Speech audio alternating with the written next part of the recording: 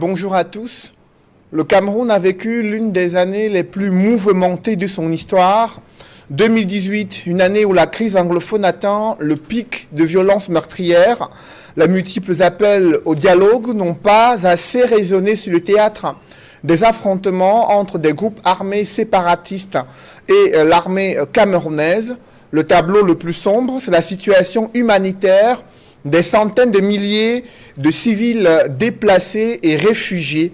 Malgré la libération de plus de 200 personnes arrêtées dans le cadre de la crise anglophone, des foyers de tension se sont multipliés et les localités limitrophes aux régions anglophones sont désormais touchées. Le Menois, le Mungo et récemment le Noun, là où le gouvernement attribue aux terroristes l'attaque perpétrée à Bangoura le week-end dernier et promet une riposte vigoureuse. Cette propension va-t-en-guerre a-t-elle permis de stabiliser les régions anglophones en 2018 ? Quelle est l'évaluation de la stratégie gouvernementale pour mettre un terme à cette crise ? Durant l'année 2018, la tentative de fuite d'un ex-ministre en charge de l'eau et l'énergie a cristallisé l'attention de l'opinion publique sur la réactivation de l'opération de lutte contre les détournements de deniers publics, mais l'épervier est vite rentré en cage sans donner une visibilité sur la chasse aux gestionnaires publics indélicats au Cameroun. Pourtant, la corruption et les détournements de deniers publics dictent leurs lois dans certains services publics et même dans la haute administration. La lutte contre ces fléaux était au cœur des programmes politiques des principaux candidats à l'élection présidentielle. Et ce scrutin a suscité une effervescence particulière chez les populations ayant soif de changement, mais les résultats officiels de la présidentielle ont donné Paul Biya vainqueur, président proclamé vainqueur, dans un paysage politique où son principal adversaire conteste avec force la régularité et la transparence de ce scrutin électoral. Et l'on constate que Paul Biya, investi pour un 7e mandat présidentiel, le chef de l'État a décidé de placer la relance de la croissance économique comme l'une de ses priorités. Mais le retrait de l'organisation de la Cannes 2019 a provoqué un tollé général entre soupçons de surfacturation, des rétro-commissions liées au marché gré à gré, mais aussi les dysfonctionnements dans le suivi et le contrôle des projets relatifs à la Cannes. Le gouvernement a reconnu sa responsabilité, mais le président de la République les a maintenus jusqu'ici à leur poste et est resté silencieux sur le sort réservé à ceux qui sont responsables de l'échec du Cameroun dans l'organisation de la Cannes 2019, dans un contexte de fébrilité économique et de tensions sociales et de crises politiques. Le président de la République dispose-t-il encore de cartes pour pouvoir poursuivre l'amélioration des conditions de vie des Camerounais? Cette question se pose avec acuité à quelques heures du traditionnel discours du chef de l'État à la nation prévu le 31 décembre 2018. Mesdames, messieurs, bienvenue sur Droit de réponse, la dernière édition de l'année 2018, axée sur 4 points majeurs de l'actualité nationale. Et vous l'avez compris, ces axes qui constituent l'ossature de cette émission où le choc des idées fait jaillir la lumière des analyses effectuées par des experts de haut vol conviés sur ce plateau. Et ce dimanche, pour cette dernière édition de Droit de réponse pour l'année 2018, je reçois sur ce plateau Alain Dipou. Bonjour. Bonjour Cédric et merci de l'invitation. Bonjour à vos millions de téléspectateurs. Bonjour à tous les panélistes et bonne et heureuse année aux millions de Camerounais. Également, bonne et heureuse année à vous. Je précise que vous êtes conseiller du directeur de publication du journal Le Messager, où également vous travaillez depuis pratiquement une quinzaine d'années. Également présent ce dimanche avec nous, Georges Meka à Bessolo. Bonjour. Bonjour monsieur Cédric Touffelé. Merci d'être avec nous ce dimanche. Vous êtes analyste économique, vous dirigez une banque américaine, du moins le groupe Afrique d'une banque américaine en charge des investissements sur le plan agricole. Merci d'être avec nous ce dimanche. Et juste à côté de vous, il est éditorialiste et consultant sur Droit de réponse, Edmond Kambia. Bonjour Edmond. Bonjour monsieur Nouffelé, je salue tous les téléspectateurs fidèles de cette émission et je leur souhaite d'avance une bonne et heureuse année 2019. Alors je reste avec vous, Edmond Kambia, pour évoquer cette actualité qui défraie la chronique sur les réseaux sociaux concernant les riz de marque Broly et Armenti qui ont été critiqués sur les réseaux sociaux par un homme politique pour leur qualité que lui, il juge douteuse. L'entreprise qui conteste et qui dénonce une campagne de sabotage vis-à-vis de ces produits qui respectent les normes et les qualités en vigueur au Cameroun. Comment avez-vous apprécié le développement autour de cette actualité? C'est une actualité qui fait la une des médias et particulièrement des réseaux sociaux ces derniers temps. Nous sommes dans une période de fête de fin d'année, où tout est possible, où tout est presque permis. On voit un peu partout, à une période comme celle-ci, où c'est l'occasion de faire beaucoup de bonnes affaires. Et malheureusement, il y a des actions comme celle-là qui, il faut le dire, en attendant qu'il y ait des preuves de ce que cet homme politique a pu dire concernant ce produit-là, je pense qu'il est précoce de s'aventurer pour dire que ce produit est de mauvaise qualité. C'est l'occasion surtout d'interpeller les agences, notamment la NOR, l'agence de la norme, pour s'assurer que cette agence a fait son travail concernant ce produit. Est-ce que ce produit est passé par les rouages, n'est-ce pas, de ce mécanisme du certificat de conformité, de l'attestation de conformité? Il faudrait s'assurer à ce niveau-là que ce produit, avant d'être vendu, a pu traverser tous les mailles, non seulement de la norme, mais également des services compétents du ministère du Commerce avant d'être vendu. Et j'espère et je souhaite qu'il ne s'agit pas seulement d'une entreprise de sabotage, parce que avec tout ce que l'on a vu sur les réseaux sociaux, des vidéos, ça suscite des inquiétudes par rapport à la santé des populations si effectivement ce riz-là n'est pas de bonne qualité. Alors le président, directeur général de Africa Food Distribution, qui distribue au Cameroun le riz de marque Broly et Armenti, dénonce une campagne de dénigrement de son entreprise et qui estime que ce sont des procédés déloyaux, préjudiciables et ruineux pour l'économie nationale, mais aussi ses entreprises. Et le PDG de cette structure qui fait savoir que l'intégrité sanitaire et qualitative de tous ces produits agroalimentaires sont garanties par la conformité rigoureuse à toutes les exigences administratives et réglementaires en matière d'importation des produits alimentaires au Cameroun. Lorsque vous avez suivi cette sortie avec vous, Alain Dipou, l'entreprise qui distribue au Cameroun les produits de marque Broly et Armenti, a fait une démonstration au sein de sa structure de ce que ce riz reste un riz de bonne qualité, contrairement à ce qui est véhiculé dans les réseaux sociaux. Bon, je crois que cette sortie médiatique vaut son pesant d'or, du moins où elle tend à légitimer la qualité exacte et exemplaire, n'est-ce pas, de ce produit querellé. Mais au-delà de cette démonstration, parce que comme on le dit vulgaire, de manière triviale, il n'y a pas de fumée sans feu. Je voudrais quand même que l'on insiste sur le fait que si cette vidéo a pu circuler, au-delà des hypothèses de dénigrement, de concurrence déloyale qui sont, de mon point de vue, recevables, au-delà de ça, il faudrait quand même que l'on note qu'il y a un doute qui persiste quant à la bonne qualité, quant à la qualité, on ne peut plus certaine. Évidemment.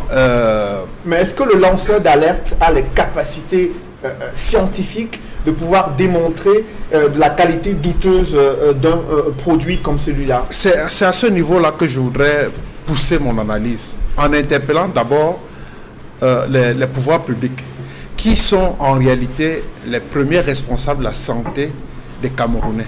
C'est-à-dire que du moment où il y a un seul moment, un seul instant de doute sur un produit de grande consommation connu, je pense qu'il est du devoir, il est de la responsabilité d'un gouvernement de prendre toutes les mesures conservatoires pour que le produit, en attendant que les enquêtes d'analyse, les résultats des analyses de laboratoire attestent le contraire. Donc il est de bon ton que les pouvoirs publics prennent toutes leurs responsabilités en main en mettant hors consommation, hors circuit de distribution ce produit querellé.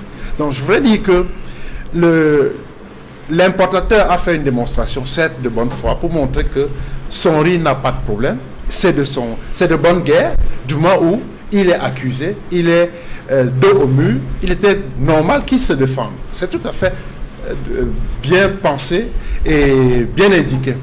Mais au-delà de cette démonstration, disais-je, il faut que les pouvoirs publics prennent en main leurs responsabilités au lieu de convoquer une réunion qui, pour moi, ne correspond pas à une mesure véritablement efficace et dans l'urgence au regard de la difficulté et même de la dangerosité si celle-ci est certifiée que les Camerounais encourent. Donc, pour moi, il n'était pas bien pour le ministre du Commerce de penser à une réunion qui va se tenir dans une semaine, alors que des consommateurs, des millions de consommateurs seraient, je dis bien seraient, en difficulté, seraient mal dans leur chair si ce produit effectivement incriminé est de mauvaise qualité. Alors l'affaire Broly, justement avec vous, Georges Meka Bessolo, vous êtes analyste économique, vous suivez ces stratégies commerciales qui se dessinent souvent entre concurrents. C'est sur ça que se fonde le président directeur général du groupe Africa Food Distribution pour déplorer une campagne de dénigrement contre ces produits qui, selon lui, sont de bonne qualité. Quelle est votre analyse de tout ce qui est en train de se passer autour de ces produits agroalimentaires? Bien, je serais très prudent. Je ne vois pas pourquoi l'homme politique ferait une telle démonstration si son riz, en fait, ne démontrait pas une élasticité. Maintenant, il faut bien comprendre le circuit sanitaire du conditionnement du riz, de savoir de quelle manière est-ce qu'il est acheté en vrac. Comment est-il conditionné? Ingénieur agronome que je suis, je sais que s'il y a une température mauvaise dans le stockage, si le niveau de moisissure est élevé, le riz va commencer à se dégouliner, même s'il est sous emballage. Donc, il est donc possible que la cuisson de 1 ou 2 paquets de riz n'ait pas été bonne et que cette élasticité de riz s'est relevée. Mais quand j'ai lu le communiqué de la société Broly, j'ai quand même sursauté, parce qu'ils nous ont dit qu'ils appliquaient les standards et les normes, mais ils n'ont précisé aucun standard connu aujourd'hui. Ils n'ont pas cité s'il y avait, c'était une norme ISO qui suivait. Ce qui relance le débat sur la traçabilité, justement, des produits alimentaires. On devrait savoir à quel jour ces produits sont sortis d'usine, si le code barre est appliqué, et stopper, comme le dit M. Njibou, attend justement la distribution potentielle de produits qui seraient avariés ou de mauvaise qualité. En attendant la démonstration qui sera faite à Yaoundé autour du ministre du Commerce, pour moi, ce serait d'être prudent. Est-ce que ce cas qui a donné l'alerte sur les réseaux sociaux suffit-il à pouvoir dénigrer l'ensemble des produits de marque Broly et Armanti qui sont distribués au Cameroun? Ben, la perception du consommateur n'ayant pas lui-même la mesure d'évaluer la qualité du produit serait de mettre en doute. Ce ne serait pas la première fois qu'il y ait de telles crises. Nous savons que lorsqu'il y a des cas de grippe aviaire, même les poulaillers qui ne sont pas encore atteints sont par mesure préventive et de précaution. Ces poulets sont entièrement détruits pour prévenir cela.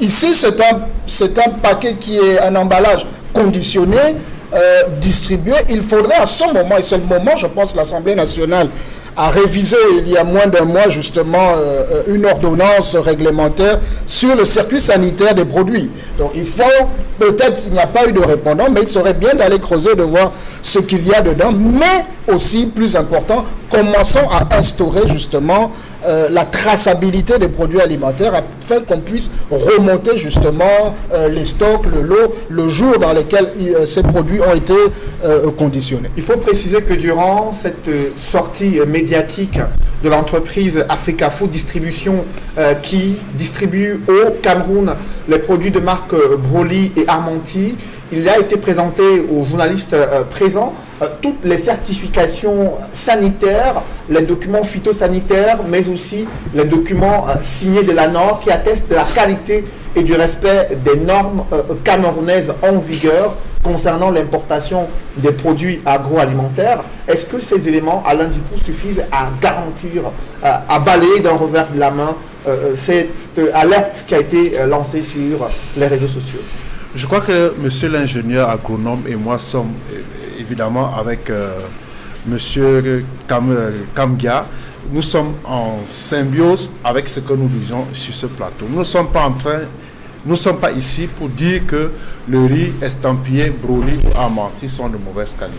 Nous n'avons jamais dit cela. Nous disons qu'il y a un doute qui est perceptible à travers une vidéo mise en circulation sur les réseaux sociaux par un opérateur politique qui remet en question la fiabilité, n'est-ce pas, de ce produit alimentaire. Et maintenant, l'entreprise qui est acculée, à savoir African Food Distribution, montre tous les éléments, tous les documents administratifs qui attestent que le produit est certifié, est conforme. Par rapport aux normes, cette certification qui est, cela dit en passant, est l'apanage, n'est-ce pas, de la norme et de la police phytosanitaire installée au niveau du port autonome de Douala. Et donc, sur le papier, le riz peut paraître propre à la consommation. Maintenant, l'ingénieur nous a expliqué que à travers les processus de conservation, il peut y avoir quelques cas où on a quelques avaries et qui se retrouvent comme par enchantement dans la marmite et à la merci du consommateur que nous sommes. Donc, comme pour dire que tout est possible dans ce cas de figure. Il n'est pas dit que le riz est potentiellement dangereux. Le riz querellé est potentiellement dangereux. Il n'est pas encore établi. Nous disons qu'on doit mettre un peu de gants en disant, attention, s'il y a déjà un doute, il faut que les pouvoirs publics prennent toutes les mesures pour que ce riz-là, au besoin, soit suspendu du circuit de distribution en terre camerounaise en attendant, je souligne, avec force, les résultats des analyses de laboratoire. Tout à fait. Au-delà, toute la paperasse administrative et logistique qu'on peut évoquer pour dire que le riz est passé par les contrôles normaux placés au niveau du port. Nous savons tous comment ça se passe, l'importation, le processus d'importation des produits alimentaires. On ne peut pas importer un produit alimentaire si on n'a pas qualité, si on ne respecte pas les normes édictées par la norme, si on ne respecte pas un certain nombre de conditionnalités élaborées par la police phytosanitaire qui veille au grain au niveau du port. Malgré tous ces mécanismes-là, il peut y avoir quand même quelques éléments de contournement de ces procédés qui sont mis en place pour sécuriser la santé des Camerounais. Donc il peut y avoir quelques distorsions de ce côté et amener justement à exposer les consommateurs que nous sommes. C'est pour cela que, encore une fois, nous interpellons ici les pouvoirs publics d'être plus sérieux dans le traitement de cette affaire. Alors sur les réseaux sociaux, on a vu beaucoup de réactions des Camerounais qui sont allés acheter ce riz auprès de leur boutiquier Edmond Kamgia, qui disent l'avoir préparé, et au terme de la cuisson, ils ont constaté que le riz n'avait pas de problème, du moins pour ceux qui se sont exprimés sur les réseaux sociaux, et d'aucuns soutiennent la thèse selon laquelle il s'agit d'une campagne de sabotage et de dénigrement d'un opérateur économique camerounais. Oui, et effectivement, c'est ce qui se passe sur les réseaux sociaux. Nous-mêmes, nous l'avons lu, et nous sommes dans une situation où il faut croire de bonne foi ce que disent les uns, mais aussi ce que disent les autres, parce que c'est un débat contradictoire. Tout le monde ne partage pas le même avis dans cette affaire. Mais pour l'essentiel, je dois dire qu'il est déjà arrivé dans ce pays qu'une situation ou des situations similaires arrivent, et que l'idée au départ, qui semblait être celui de protéger la santé des populations, ne soit pas la réalité de la motivation première de ceux qui ont lancé ce message. Je veux dire par là qu'il faudrait qu'on fasse très attention, parce que parti sur de bonnes intentions, cet opérateur politique voudrait peut-être que les citoyens fassent très attention à ce qu'ils consomment, notamment aux produits importés qui sont vendus sur place, notamment les produits de cette société, de cette entreprise-là. Mais il peut arriver que ce produit soit en fait de bonne qualité, soit en fait de bonne qualité, mais que ce soit dans le cadre d'une concurrence déloyale que cela soit arrivé. C'est pour cela que je partage les avis de mes copanélistes qui pensent que le moment est venu pour les pouvoirs publics, non pas de tenir réunion sur réunion, mais d'aller droit au but, de convoquer immédiatement les experts dans le domaine, les experts scientifiques, pour que dans les laboratoires soient examinés ces produits-là, et que dans un délai le plus bref, les consommateurs puissent savoir exactement de quoi il s'agit. Parce qu'il s'agit tout de même de notre santé, de la santé des consommateurs. Il faudrait qu'on fasse très attention. Alors, dans la vidéo qui est devenue virale, cet homme politique parle du plastique présent dans du riz. Vous êtes ingénieur agronome, Georges Mekabesola. Est-ce que ça existe du plastique dans du riz? Est-ce que vous pouvez nous expliquer davantage comment on peut en arriver là? Est-ce que ces propos peuvent être avérés concernant le riz qui est mis en cuisson et dont la température peut modifier non, il y a en vérité des fake news sur les réseaux sociaux. On a vu des vidéos où on nous a dit que c'était du riz, mais en réalité, c'était du plastique qui était transformé en grelon pour la protection des objets fragiles qui sont transportés. L'élasticité du riz est réelle, cependant, il se coagule. Vous-même, nous avons fait l'expérience de laisser dormir un riz qui n'est pas consommé et nous venons retrouver le matin, justement, qu'il y a eu comme une ébullition qui s'est faite à l'intérieur et ce riz devient mou, qu'on peut le toucher et le prendre et former comme une boule de maïs. Cependant, dans certaines vidéos, j'étais étonné de voir que la boule de riz pouvait rebondir et devenir une balle de tennis en quelque sorte. Donc, pour moi, c'est un problème de conditionnement et de moisissure et de température qu'il y a eu peut-être sur un stock précis. Donc, je relance encore le schéma sur la traçabilité des produits qui entrent. Y a-t-il un audit ou un test par laboratoire sur les stocks de riz, de farine qui entrent au Cameroun? Je n'en ai pas la réponse, mais elle doit être apportée aujourd'hui par les pouvoirs publics. Nous importons quand même plus de 400 milliards par an de nourriture prête à consommer. Donc, il serait important pour la protection sanitaire et réduire le coût, justement, même des soins de santé en cas de problème, de vraiment tester à l'arrivée de nos ports la qualité des produits importés. Cependant, même si on a toutes les certifications qui ont été homologuées, et nous le savons, c'est homologué à un temps T, mais ce n'est pas homologué matin, midi et soir. Donc, il se pourrait justement que dans le conditionnement, il y ait eu un problème. Et si on avait justement, si l'emballage a un barcode qui nous indique la date de conditionnement, la date de stockage, nous pouvons à ce moment-là rattraper tous ces produits-là en appelant les distributeurs, en appelant les magasins, de dire avec le numéro tel, veuillez retirer. Et pour une bonne campagne de relance de ces produits, la société ferait mieux de justement continuer à faire des démonstrations et distribuer justement des sacs de riz gratuitement. On a déjà vu ça ailleurs pour rassurer les consommateurs que c'est de bonne qualité. C'est une société qui emploie des milliers de Camerounais aujourd'hui directement et indirectement dans le conditionnement, dans l'ensachage et dans la distribution. Alors, concernant cette entreprise, cette affaire Broly qui fait grand bruit sur les réseaux sociaux, avec vous, Alain Djipou, à présent que le ministre du Commerce convoque le président directeur général de ce groupe, est-ce qu'il y a d'autres interventions au niveau du gouvernement qui devraient se dessiner lorsqu'une question sanitaire comme celle-là se pose avec acuité? Les pouvoirs publics sont les gendarmes du respect de la norme, du respect de la qualité, du respect de la santé des Camerounais.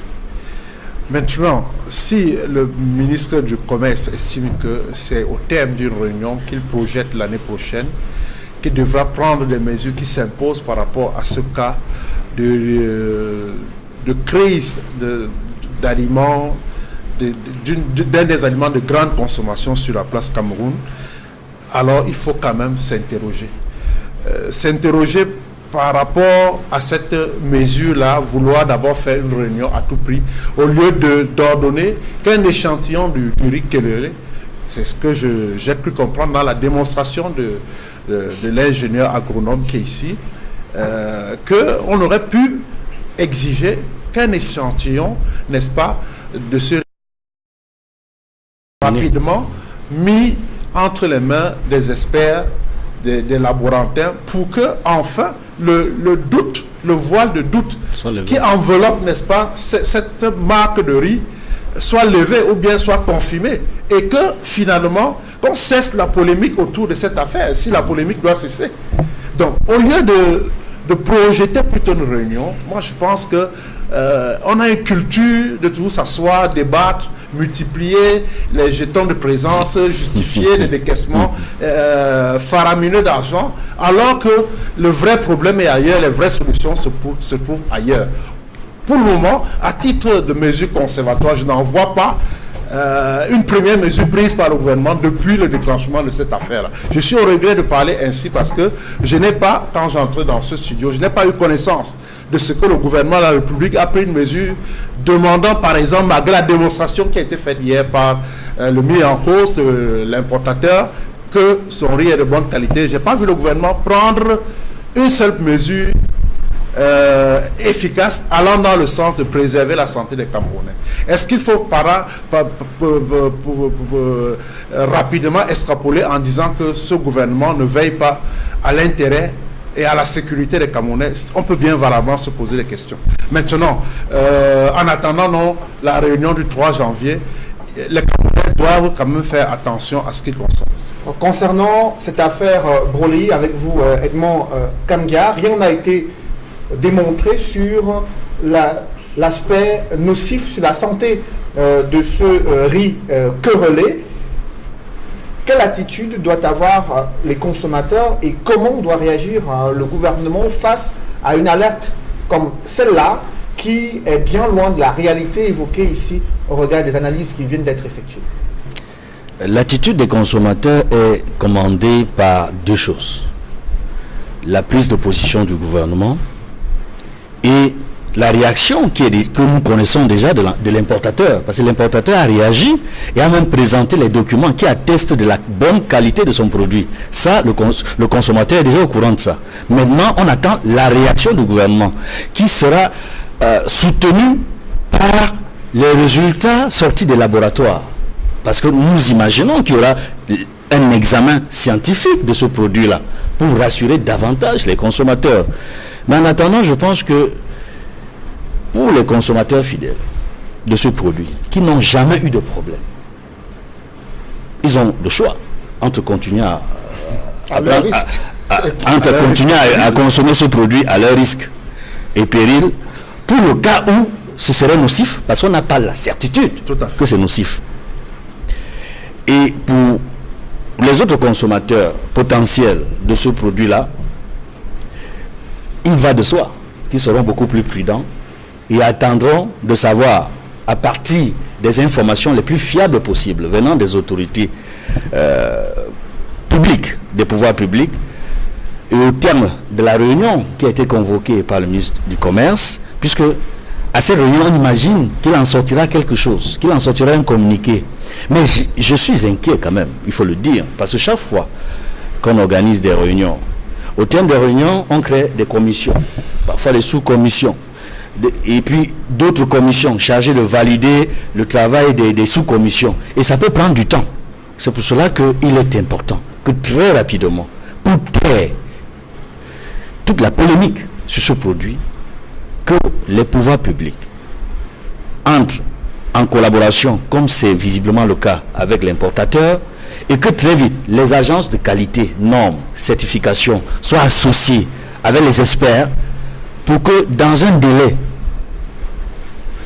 très court, nous l'espérons, puisque les scientifiques ils savent quel est leur travail, ils savent ce qu'il faut faire pour obtenir les éléments. Il y a urgence, parce qu'il y a urgence également. Alors, deux intérêts qui se dégagent, Georges Meka Abesolo, entre protéger un tissu industriel avec une entreprise très importante qui emploie des milliers de Camerounais et répondre aux besoins des consommateurs qui souhaitent être rassurés. Comment résoudre une telle équation?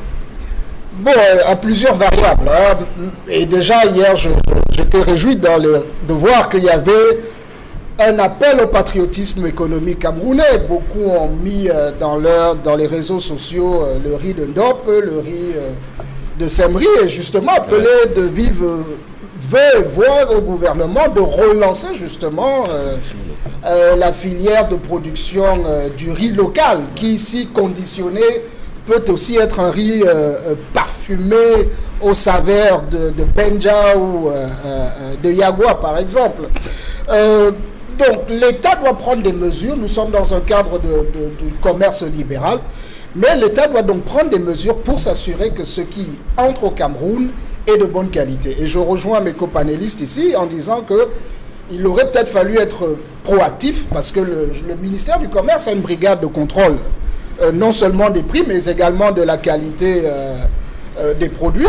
On aurait pu aller saisir un échantillon chez l'homme politique en question et d'autres personnes qui ont expérimenté cela, et déjà le stocker et demander à ce qu'une analyse soit faite. L'État a la capacité de réquisitionner ces agents publics, que ce soit un dimanche, un samedi ou même un 1er janvier. La preuve, les militaires restent sur le front.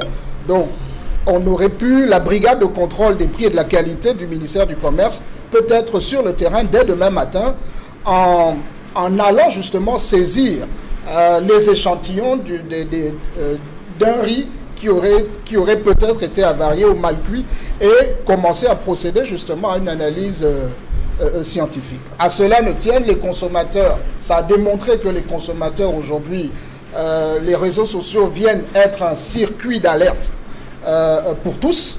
Il l'a déjà été pour les accidents en route, et il devient davantage aujourd'hui pour la consommation et même la distribution de la fourniture électrique qui a paralysé Douala pendant 3 et 4 jours. Elles sont nombreuses, ces familles qui n'ont pas eu l'occasion de manger du riz. Durant ces fêtes de fin d'année, ce sont des familles déplacées des régions anglophones qui souffrent le martyre dans d'autres localités limitrophes à ces régions en proie à de nombreuses tensions. Durant l'année 2018, le président de la République s'était engagé à résoudre cette crise, mettant en avant l'aspect sécuritaire de la crise anglophone. Avec vous, Alain Djipou, l'année 2018 qui s'achève, les stratégies gouvernementales mises en place pour résoudre la crise anglophone ont-elles permis de stabiliser, de ramener la paix et la stabilité dans cette région, telle que l'avait promis le chef de l'État? Sans flagornerie, et je regarde droit devant la caméra, je vais dire non. Pour la simple et unique raison que nous tous, nous savons que la guerre continue dans les régions du nord-ouest et du sud-ouest des plus belles manières. Malgré les bonnes intentions du chef de l'État, malgré les mesures du gouvernement visant à rétablir, n'est-ce pas, la paix de ce côté, on a le sentiment que on ne pose pas les vrais problèmes, on ne prend pas les meilleures solutions à un vrai problème. Et pour cause, les pouvoirs publics ont abordé cette situation délictuelle dans les zones anglophones avec beaucoup de condescendance et ajouté à cela une certaine apathie. En niant dès le déclenchement, n'est-ce pas, de cette crise, l'existence d'un problème anglophone. Ce qui a eu le don d'exacerber et de cristalliser certaines passions de ce côté, des Camerounais qui ont estimé qu'ils n'avaient pas peut-être suffisamment de droits dans leur propre pays, et donc il était de bon ton qu'ils viennent au front et fassent parler leur colère pour que, en fin de compte, le gouvernement qui semblait jusque-là faire preuve d'un certain autisme puisse se pencher, n'est-ce pas, sur leurs préoccupations qui sont en réalité des préoccupations de gouvernance. Au-delà des questions de politique concernant la forme d'État, et face à cette situation, face à ce problème précis, l'État du Cameroun s'est toujours refusé à tout dialogue, ardent de ce que le débat sur la forme de l'État est n'est pas d'actualité, n'est pas à l'ordre du jour. On évoquera cette question sur la forme de l'État dans cette émission, mais avant, avec vous, Edmond Kamgia, quels sont les points majeurs concernant la gestion de la crise anglophone qui vous ont marqué durant cette année 2018? Durant cette année 2018, il faut dire que la crise anglophone s'est transformée en une guerre qui se poursuit sur le terrain, parce que c'est devenu la guerre, ce n'est plus une crise ordinaire, ce n'est plus une crise sociopolitique, comme ce fut le cas en 2016 et en 2017. C'est devenu la guerre et on compte des morts par centaines, et des morts aussi bien au niveau des forces de sécurité qu'au niveau des populations civiles et des rebelles, des groupes de bandes armées dites ambazoniennes. Il faut également noter au cours de cette année cette difficulté pour le cardinal Christian Toumi et les autres religieux qui l'accompagnent, musulmans et protestants, à mettre en œuvre, n'est-ce pas, à faire en sorte que la conférence générale anglophone puisse s'ouvrir. Puisqu'ils l'ont toujours souhaité, mais ils n'ont pas obtenu de la part de l'État, n'est-ce pas, ces documents qui leur permettraient d'être rassurés pour pouvoir tenir effectivement la conférence générale anglophone, qui permettrait, n'est-ce pas, à tous les ressortissants du nord-ouest et du sud-ouest, de toutes les tendances politiques, de toutes les catégories socio-professionnelles, de se retrouver et d'envisager la possibilité d'identifier les causes réelles de leurs problèmes et de proposer des solutions afin que un groupe puisse, selon les organisateurs de la conférence générale anglophone, puissent se rendre à Yaoundé et dire à monsieur le chef de l'État, voici ce que nous proposons. Malheureusement, cette conférence générale anglophone n'a pas pu se tenir. Ça, c'est un autre aspect. Et l'autre aspect tient des derniers, j'allais dire, la dernière actualité. La dernière actualité au plan national et international. Au plan national, ce sont les mesures prises par le chef de l'État, notamment la création du comité national chargé du désarmement, la démobilisation et la réintégration pour les ex-combattants de Boko Haram, mais également pour les combattants de l'Ambazonian Defense Force, pour ceux qui accepteraient volontiers de sortir du maquis. On en a vu quelques-uns qui ont essayé de sortir, mais ça a créé une situation telle qu'on ne sait plus si ceux qui voulaient sortir voulaient réellement sortir du maquis ou pas. Il y a tout un débat là-dessus, mais je reviendrai davantage sur la mesure prise par le chef de l'État, l'arrêt de poursuite concernant 289 personnes arrêtées dans le cadre de la crise anglophone. Ça a été une très bonne mesure. Mais malheureusement, comme en 2017, comme il y a un an, c'est une mesure qui n'a pas concerné toutes les personnes arrêtées dans le cadre de la crise anglophone. Puisque de manière spécifique et précise, le communiqué qui a annoncé la libération de ces personnes-là disait clairement que ça ne concernait que ceux qui sont interpellés, qui sont en jugement pour les délits et non pas pour les crimes. Or, dans le cadre d'un apaisement global, il lui était judicieux que même des personnes concernées par les crimes puissent être impliquées. Au plan international, je voudrais dire sur la crise anglophone qu'il y a eu les débats, il y a eu de sérieux débats ces derniers jours au Conseil de sécurité de l'ONU sur les droits de l'homme au Cameroun et en particulier sur la crise anglophone. Plusieurs États, membres permanents et non permanents de l'ONU, ont pris position, ont donné leur avis sur la situation des droits, sur la situation de la crise anglophone au Cameroun. Et beaucoup de débats vont dans le sens d'interpeller le gouvernement camerounais pour qu'une solution pacifique soit rapidement trouvée à cette crise. Une crise anglophone qui est devenue internationale, hein, Alain Dipou, avec de plus en plus les réactions des parlementaires allemands, britanniques, américains, et même déjà au Conseil de sécurité de l'ONU, le représentant des États-Unis présent à l'ONU commence déjà à évoquer la question de la crise anglophone. L'année 2018 est l'année de l'internationalisation de cette crise. Avez-vous ce sentiment ? Naturellement, vous avez parfaitement raison. Si l'on tient compte également de ce que, au cours de cette année 2018, on a quand même enregistré des morts concernant des religieux étrangers. Un Américain, je crois, un Kenyan.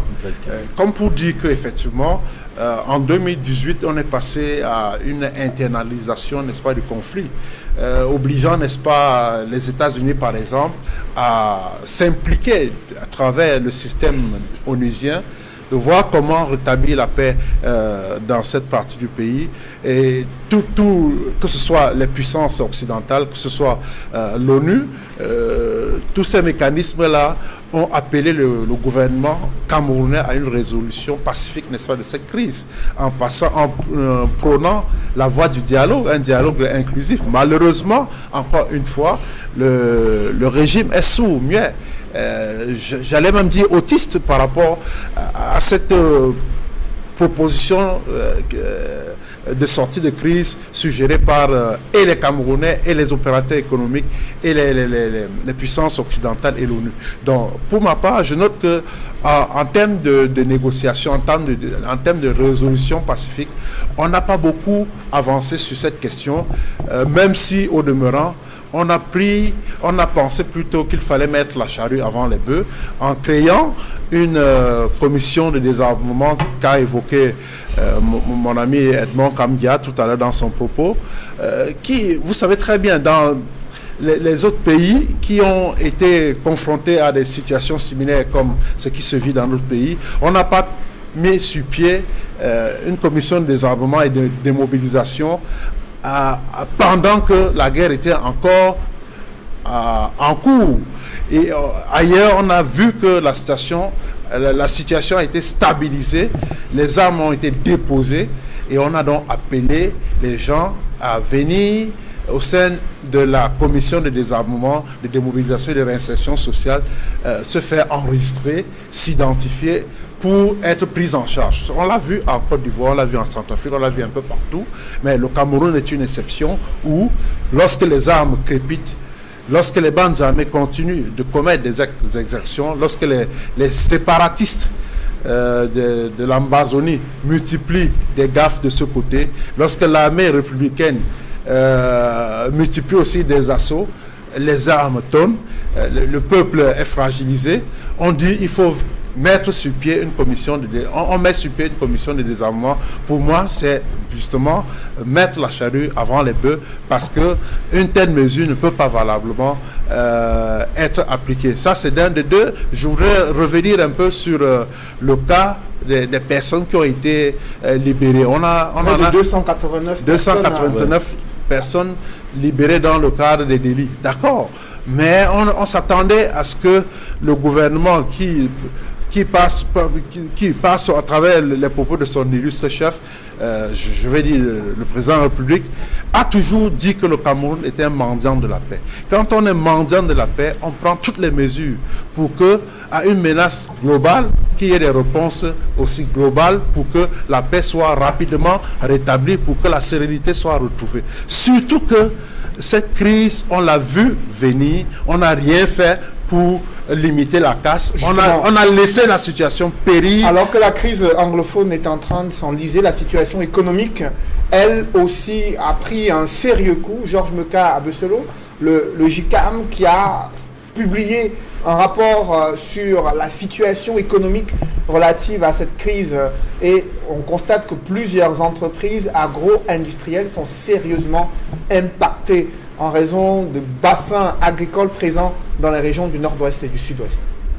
Yes, Mr. Nufele, but let me, I'm not going to repeat what my fellow panelists have said here, but I have to observe that this crisis that has turned into a war has come down recently in the last 8 months.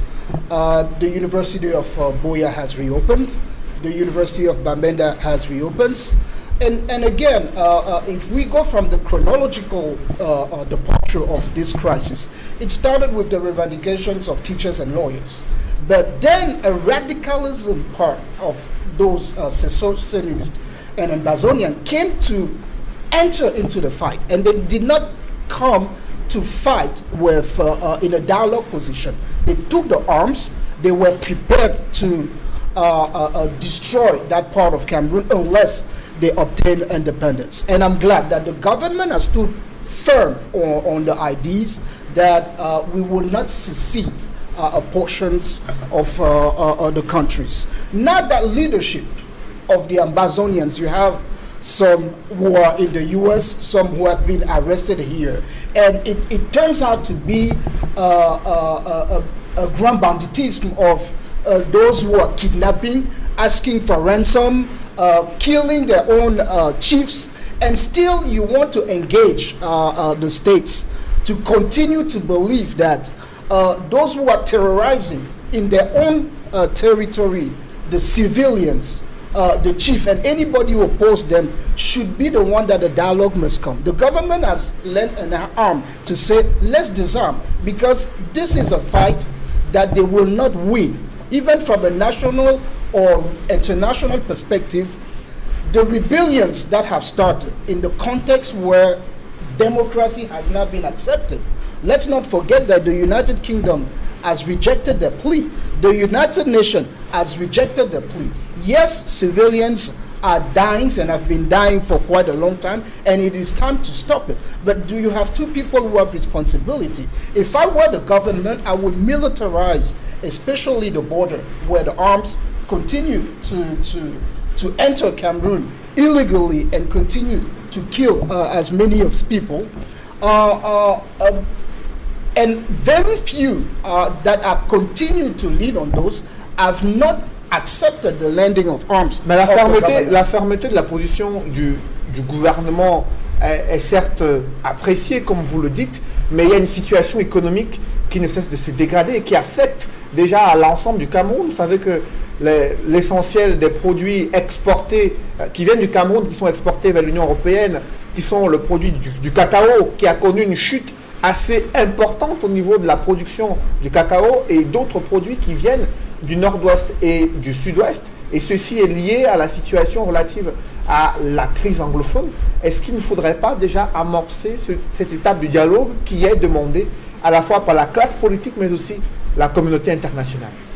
Le dialogue va se faire et le dialogue doit se faire, mais le dialogue ne peut pas se faire dans un contexte où certains refusent de désarmer, où il y a encore des bandes armées qui sèment terreur, désolation et tuerie matin, midi et soir, qui kidnappent des individus. On doit payer des rançons pour qu'ils libèrent un chef ou telle personne, qui brûle des biens à la fois privés de l'État. Oui, il n'y a pas de guerre sans conséquences économiques. Nous allons tous absorber ces conséquences économiques et trouver un moyen de sortir de là. Mais pour sortir d'une crise, il faut d'abord la gagner sur le plan militaire. Et c'est possible que l'État a déjà fait des avancées, n'était peut-être pas préparé au début sur la magnitude avec laquelle les armes entrées au pays. D'ailleurs, même Bakassi, nous avions été surpris par l'incursion de l'armée nigérienne. Nous avons été surpris par l'entrée des armes. Il est temps de militariser justement ces zones frontalières où les armes entrent dans un terrain géographique également très difficile, où peut-être nos forces armées n'étaient pas préparées à entrer. Mais je crois qu'après bientôt 3 ans sur le terrain, le retour à la normale, la réouverture de l'université de Bamenda, de Buea, la situation se normalise, tout en appelant à tout un chacun d'être vigilant. Réitérons l'appel au désarmement et l'appel au dialogue, qui doit se faire avec des mesures fortes. Il faut un plan Marshall économique pour ces régions. Il faut accélérer l'intégration linguistique des populations. Une faillite, très peu sont bilingues qui nous gouvernent et qui managent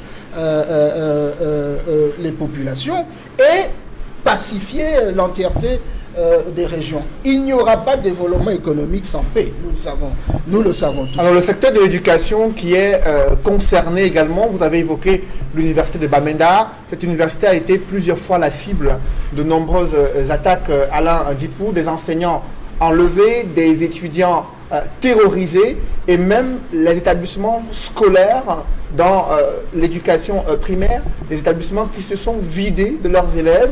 Et ce sont les villes de Douala, Bafoussam, Atchan également, où il y a un sureffectif dans les collèges et lycées publics. Effectivement, c'était un peu ça, les dégâts collatéraux, on va le dire ainsi. Parce que l'instabilité dans les régions du nord-ouest et du sud-ouest ont débouché sur quasiment 2 années blanches, on va le dire, au plan scolaire. Le Gold Stand qui a été institué à Bamenda et ailleurs n'a pas permis aux élèves, n'est-ce pas, de vaquer à leurs occupations. Et dans cet environnement où on voulait un pied mort à l'école, beaucoup d'enseignants, beaucoup de responsables au niveau des universités, beaucoup d'enseignants du supérieur ont perdu de leur vie. Il y a même eu des pillages dans certains établissements. Du côté des missionnaires, il y a des gens qui ont perdu leurs biens dans cette crise-là. Et donc, comme pour dire qu'effectivement, le secteur éducatif a subi des conséquences extrêmement fâcheuses dans cette crise. Et malheureusement, pour l'avenir de nos enfants, parce que cette crise n'a pas simplement affecté les enfants du nord-ouest et du sud-ouest. Beaucoup de francophones ont engagé leur progéniture dans ces régions parce que le système anglo-saxon est réputé plus efficace que le système francophone. Moi, je ne vais pas ouvrir un débat là-dessus, mais c'est ce qui est communément admis. Et donc, beaucoup de populations camerounaises francophones ont une culture anglophone et finalement, ceux-ci ont payé le tribut le plus lourd, n'est-ce pas, de cette crise.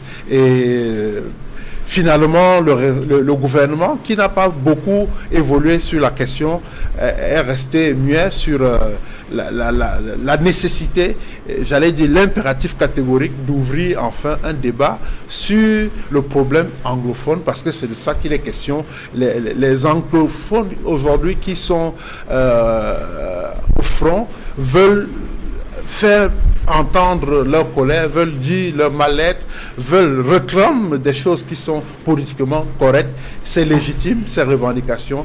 Et en face, on a le sentiment que le gouvernement refuse tout dialogue. Il ne veut pas dialoguer avec des gens qu'il qualifie de terroristes. Il ne veut pas dialoguer avec ses propres fils parce que, figurez-vous bien, la guerre qui se passe dans les régions du nord-ouest et du sud-ouest, c'est une guerre qui concerne le Cameroun contre le Cameroun. Ce n'est pas des ennemis du territoire camerounais qui nous ont envahis pour que l'armée régulière aille riposter. Il s'agit des Camerounais. Justement, en réponse à cette crise anglophone, le président de la République a mis sur pied une commission en charge de la promotion du bilinguisme et du multiculturalisme. Il a même créé un nouveau ministère en charge de la décentralisation pour répondre et pour contrer la voix aux velléités séparatistes et aux voix fédéralistes qui s'élèvent.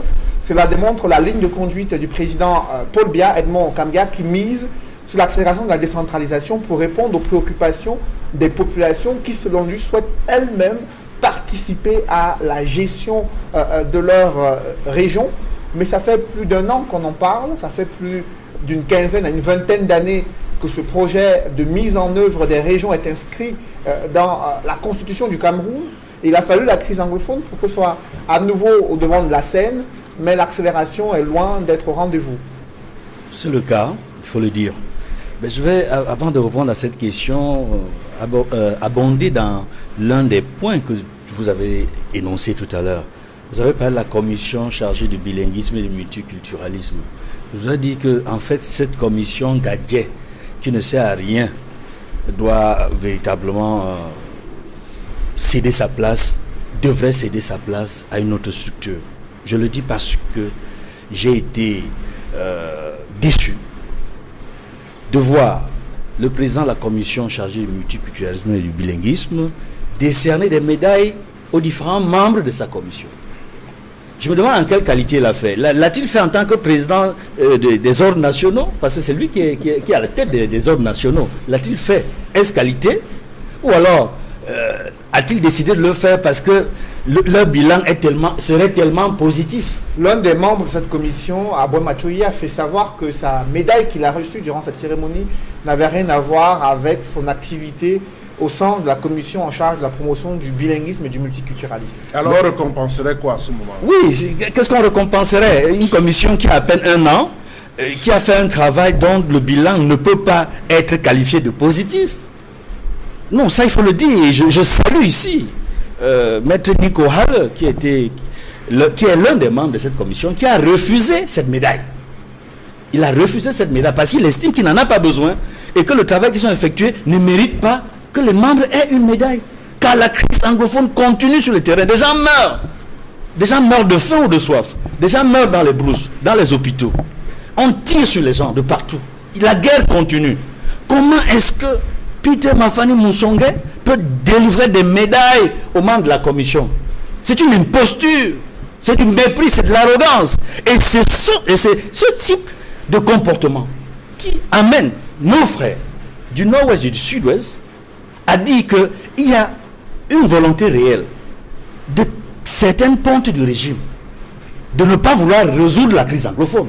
Mais comment peut-on analyser ce comportement-là? Ils ont à peine 1 an, mais ils s'auto-délivrent des médailles. C'est-à-dire que, puisqu'il est à la tête des ordres nationaux, chancelier des ordres nationaux, alors il est président, également président de la commission chargée du bilinguisme et multiculturalisme. C'est très facile.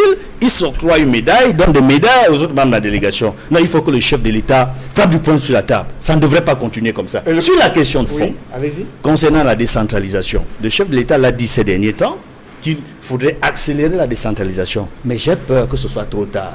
J'ai peur que ce soit trop tard. Parce que le débat aujourd'hui sur la forme de l'État, qui porte entre autres sur la possibilité qu'il y ait le fédéralisme qui soit débattu, n'a pas disparu. Le débat sur la forme de l'État n'a pas disparu. Et une bonne partie des Camerounais pensent que la solution n'est pas la décentralisation, mais le fédéralisme. Donc, pour peut-être accélérer la décentralisation, il serait